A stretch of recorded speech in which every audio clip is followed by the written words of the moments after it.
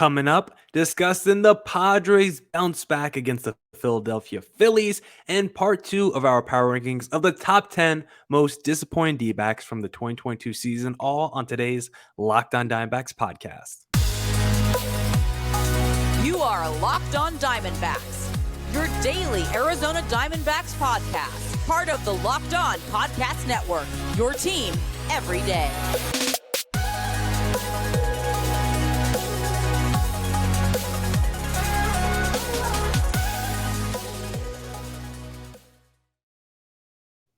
Welcome into the Locked On Diamondbacks podcast, part of the Locked On Podcast Network, your team every day listening to who? It was charismatic host of this podcast, Millard Thomas.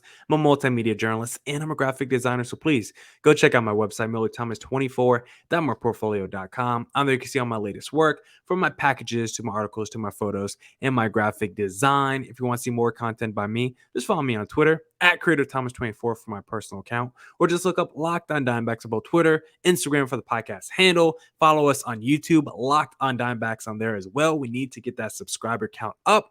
And of course, thank you for making Locked On Diamondbacks your first listen every day.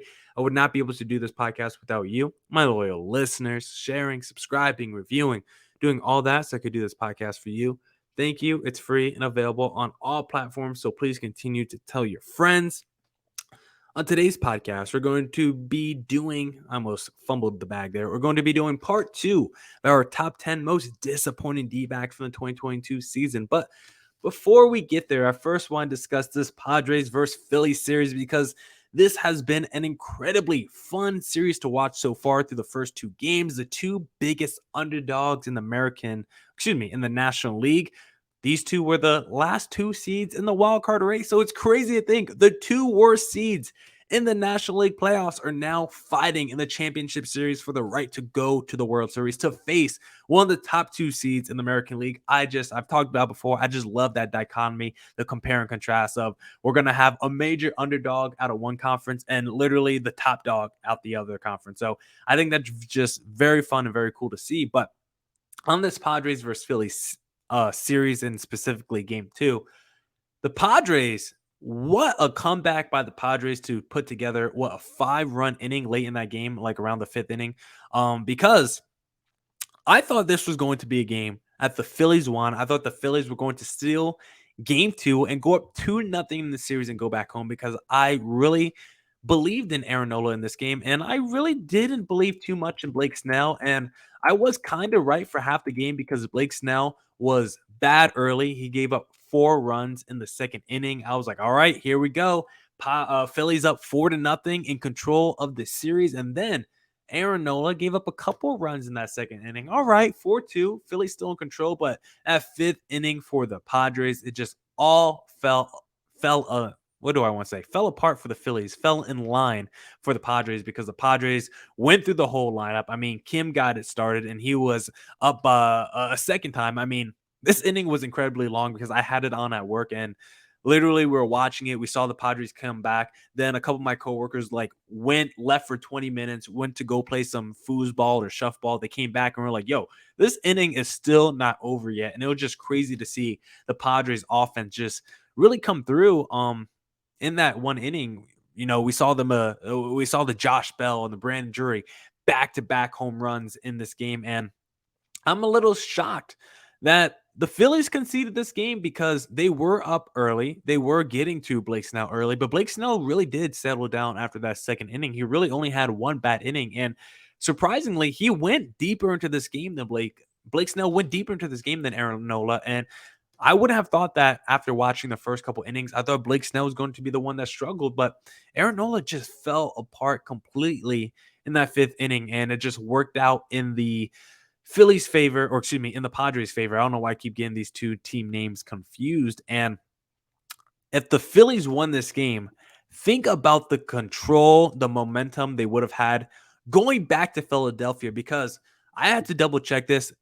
Baseball still does the 2-3-2 format when it comes to the championship series, which is just, let's call a spade a spade. Like, it's not smart. It's not a good logistical competitive advantage for the top seed, because if you're the Padres, and you go down 0-2, yes, you should at least win one of the two games you have at home. But now I go down 0-2 and have to do 3 straight games in Philadelphia in front of that raucous crowd, maybe the best home crowd in all of Major League Baseball. I have to do 3 straight games there when I'm down 0-2. Like, that is pretty much a death sentence right there. So this Padres comeback today was so important.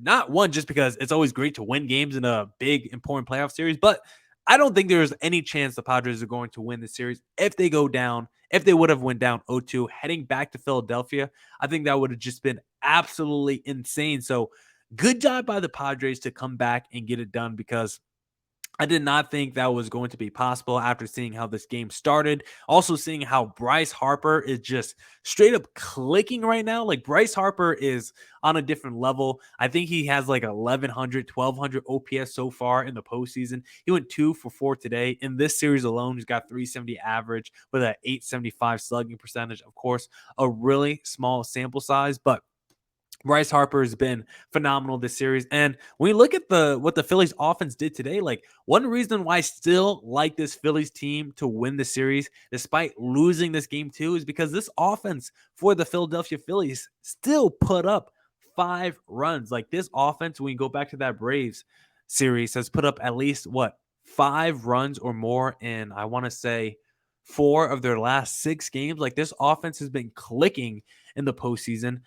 Bryce Harper, as I mentioned, has been a beast. The Phillies still had 8 hits total today. Now, one thing that they do have to get better is drawing walks and maybe striking out less, because a 13-1 strikeout to walk ratio just isn't going to cut it. But they had 11 chances with runners in scoring position today, 2 more than the Padres had. They both actually came through 3 times with runners in scoring position. So I think the offense, you shouldn't be worried about the Philadelphia Phillies. Now, you don't like to see Aaron Nola, your second best starter, get lit up like that, because I don't think the Phillies have a super deep rotation. I like Ranger Suarez, but I don't like him as much as I do as a Joe Musgrove is going to be going in game 3. And then you look at the bullpens, I still like that Padres bullpen a lot more than the Philadelphia Phillies. I still don't have complete faith in the Phillies bullpen.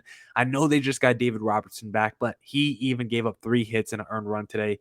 Brad Hand, I guess he gave up an earned run today. I don't know if I trust that Phillies bullpen. I know they've been playing well in this postseason. Alvarado's been throwing gas. He's been good. Rodriguez has been good as well, but I still feel like their bullpen is too narrow, not enough high leverage arms to really throw out there in big moments that you can trust. So I'm leaning Phillies still in this series. I think it's actually going to go 7 games. I think these two teams are very close. I think these rosters are very comparable. Again, we've talked about that Manny Machado versus Bryce Harper narrative, because both of those were 2 huge free agents in the summer of 2019. Both of them signing with their respective ball clubs right now.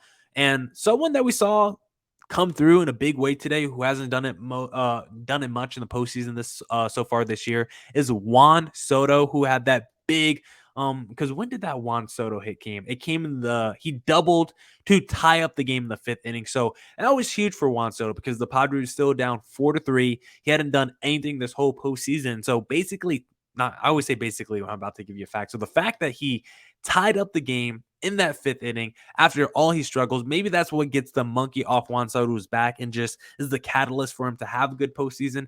He still didn't get a base hit or do anything outside of that, but I think that made Padres fans feel good and confidence in the rest of the series, that we know what Manny Machado is going to do. He had 3 hits today. I think it was also good to see that Brandon Drury and Josh Bell, your 2 trade deadline acquisitions, they got multiple hits today too.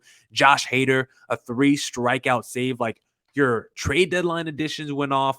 Manny Machado's been going off, and now Juan Soto might be coming around the corner, the superstar that he is. If he starts to play like the superstar that he is, then I might have to change my prediction on this series. But right now, I'm still riding Philadelphia Phillies in 7 games. Now we're going to be discussing the top 10 most disappointing D-backs from the 2022 season. But one thing that I also find disappointing is dress shirts, because they are just uncomfortable. I don't like wearing them. They're tight and they're just never my size. But don't worry, that's not an issue any longer, because the dress shirt at Roan is exactly what you need in your life, because the dress shirt was due for a radical reinvention.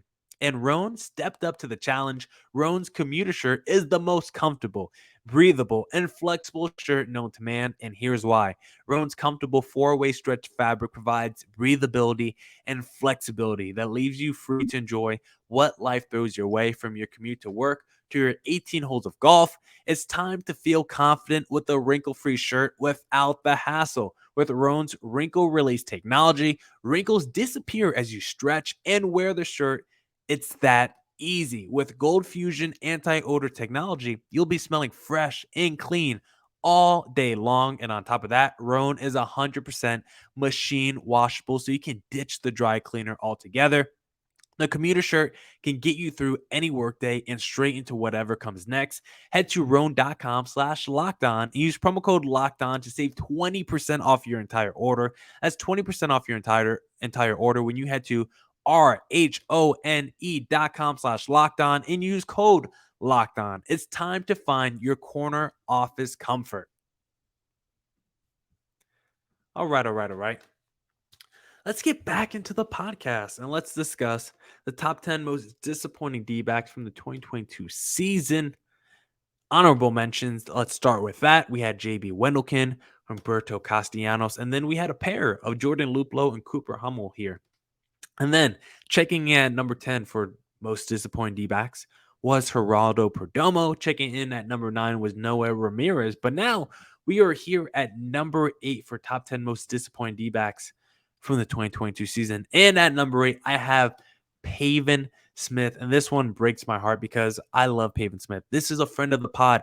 I had Pavin Smith on a Locked On Diamondbacks podcast during the 2020 season. He was a great person to have on. I reached out to him. He responded almost immediately. We were able to make it work with his schedule. I really respect and I love Pavin Smith, but he did disappoint me a little bit this season because Pavin Smith, I thought this was going to be a make or break season for Pavin Smith. It was going to be the opportunity for him to maybe be a super utility player for Pavin Smith, because I think we all know he's not an everyday player, but he could have at least been a super utility backup first baseman and corner outfielder. And instead, that never worked out for Pavin Smith. Instead, he spent most of his time in the minor leagues. Like, at one point entering the year, I was like, could he make the D-backs think twice about trading Christian Walker? Because if it was going to be another terrible D-back season, and if Christian Walker was going to have a bounce back, maybe you trade him. If Pavin Smith is looking like a guy that can at least be serviceable and be a stopgap at first base. But Pavin Smith just once again really struggled at the plate, and just once again just doesn't really have a spot on the field. Like, where do you put him defensively? He's not athletic enough, and his arm isn't strong enough or accurate enough to play the corner outfield spot.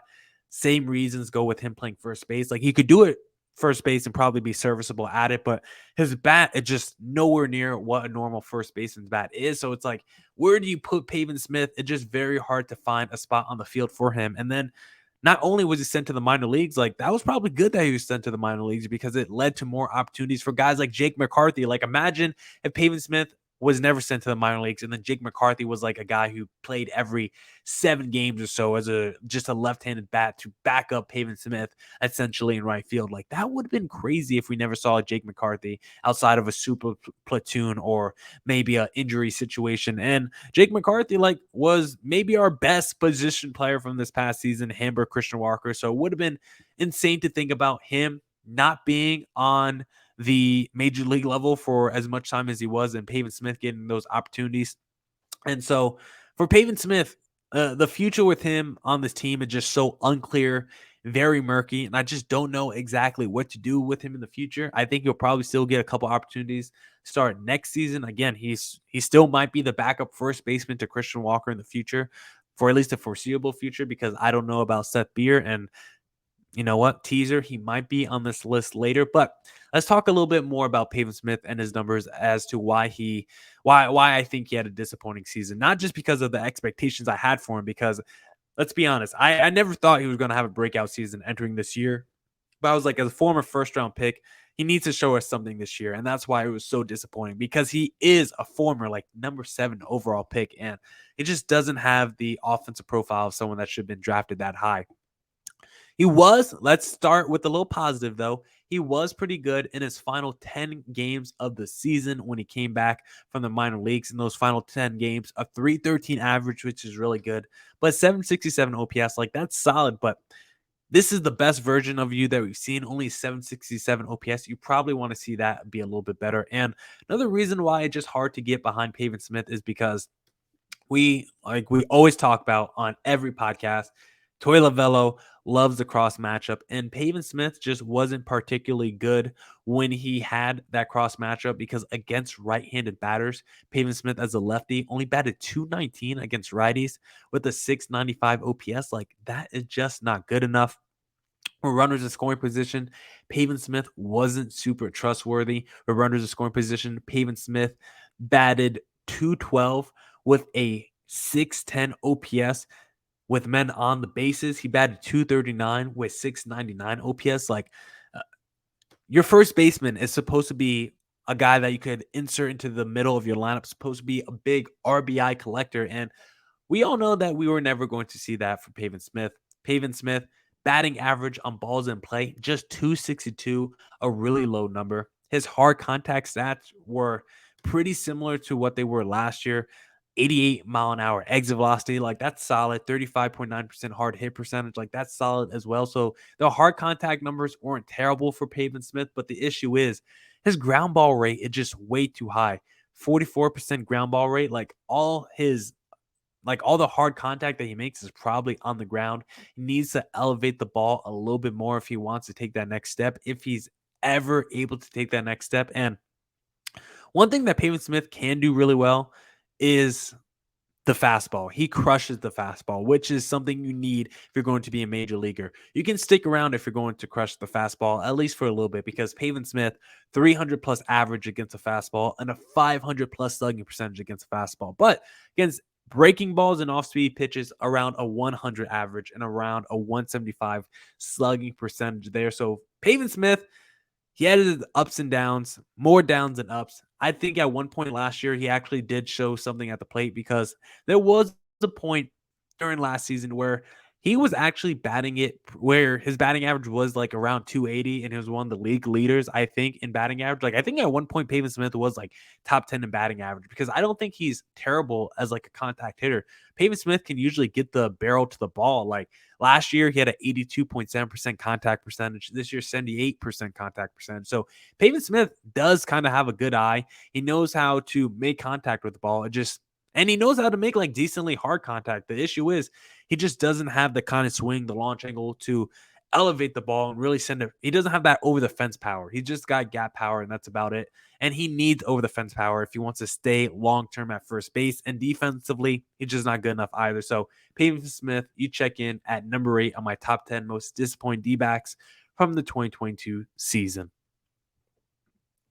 Now, let's look ahead to number 7, because number 7 on the top 10 most disappointing D-backs, I have Ian Kennedy. And Ian Kennedy, I think, has to be on this list because, like another guy who we might talk about later on this list, Ian Kennedy was supposed to be brought in as a stable closer, veteran reliever. Maybe not be the closer, but a guy who's had closing experience, who, if the Mark Melancons of the world, the guys who were supposed to be our closer, if he got hurt, hey, you got Ian Kennedy at least to be your backup option. Or if Mark Melancon just flat out struggles like he did this year, guess what? You still have Ian Kennedy who could be your closer. Instead, that didn't happen. Ian Kennedy was just one of the worst guys you could have in a big moment. There was never, there might have been a month stretch in the season where I was like, oh, Ian Kennedy's pitching pretty well. I can actually trust him right now. But that fell off pretty quickly as well. And I feel like I might have fooled myself when it came to Ian Kennedy because I felt like he's been a guy who's been pretty good the last like 6 or 7 years as a reliever. I felt like he was a really good reliever when the D-backs signed him. But looking again at Ian Kennedy's numbers, maybe he just fools gold, because looking harder at his career stats, like Ian Kennedy's basically good like every other year, because if you just go year by ERA, 5.36 ERA this year for Ian Kennedy. Last year is 3.2.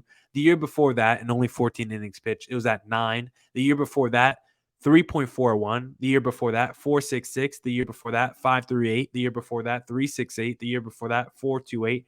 So basically, if you just go year by year, it's like every other year he's either below 4 or near 5. And for his career, he's got a 4.14 ERA. Like for some reason, I felt like maybe Ian Kennedy was like a 3.5, 3.6 ERA kind of guy, especially as a reliever. But that's actually not the case. And I might have had my expectations too high for Ian Kennedy entering the season. And maybe I was just too focused on what he did last year, because in his 32 innings pitched with Texas last year, I think before he got traded at the deadline, he had a 2.51 ERA. He was really good, but he was all right after the deadline with Philadelphia with a 4.13 ERA in 24 innings pitched. So maybe I should have expected more of the guy we saw in the second half than in the first half, because Ian Kennedy, let's look at the numbers. Once again, those cross matchups, Ian Kennedy was not good in those situations. 800 plus OPS allowed to both righties and lefty batters, which is just crazy. 292 average and 875 OPS allowed to righties, and a 253 average and an 804 OPS allowed to lefties. Also, right here, I don't even know what I put down. I just put down 310 average and over 1,000 OPS allowed. On what, Millard? On what did he do that for? Oh, well, in the second half of the season, Ian Kennedy was not good. But I believe I now know what I wrote that down for. I don't know why I didn't label it better. But Ian Kennedy, home versus road splits. Ian Kennedy, very Blake Snell-esque, because major splits for Ian Kennedy. At home, he had a 4.61 ERA. Pretty bad. But on the road, 6.26 ERA, and really the numbers is what tells the story, because a 248 average and a 677 OPS allowed at home. But on the road, a 310 average and over 1,000 OPS allowed on the road. He just wasn't good on the road, absolutely at all. In save situations that we thought maybe we could use Ian Kennedy in, especially seeing how much Mark Melancon was struggling. Nope, can't use Ian Kennedy in those situations either. 4.56 ERA in 23.2 innings pitched of save situations this year. Just not good for him. And that was such an area where I was like, all right, if Mark Melancon doesn't work out, at least we have Ian Kennedy to be a potential closer. But nope, 0 for 2 on both of those veteran relievers potentially making an impact. When you look at his numbers against the top 6 in someone's batting lineup, over 900 OPS allowed to the top 6 in someone's lineup. Like, think about that. This is the top of your order. More than the top half of someone's order. He's just terrible in those situations. And I think the craziest stat that I could find for Ian Kennedy, like we've talked about a lot, batters and pitchers. Whoever is leading the count, like for a pitcher, if they're ahead in the count, their numbers are drastically way better, right? If a batter is ahead in the count, their numbers are drastically way better, which is expected. If I'm a batter and it's a 2-0 count, I'm probably going to be expecting that fastball. I'm going to be looking more for pitches to hit. I could be a little bit more patient, right? That makes sense. If I'm a pitcher and I got 0-2 count, I'm getting crazy with what I'm about to throw next. I'm going to try to fool him. I'm going to try to throw what he's not expecting, right? So you expect your numbers to be better, whether you're a pitcher or a hitter, when you're ahead of the count. But for Ian Kennedy, you can't apply that logic, because when the batter was ahead against Ian Kennedy, the batter, a 208 average, which is like, whoa, okay, Ian Kennedy, you actually did good when the batter was ahead. But he did allow an 867 OPS with the batter ahead. So not too good. But when Ian Kennedy was ahead of the count, this is when you're supposed to dominate Ian Kennedy. A 329 average allowed and a 983 OPS allowed.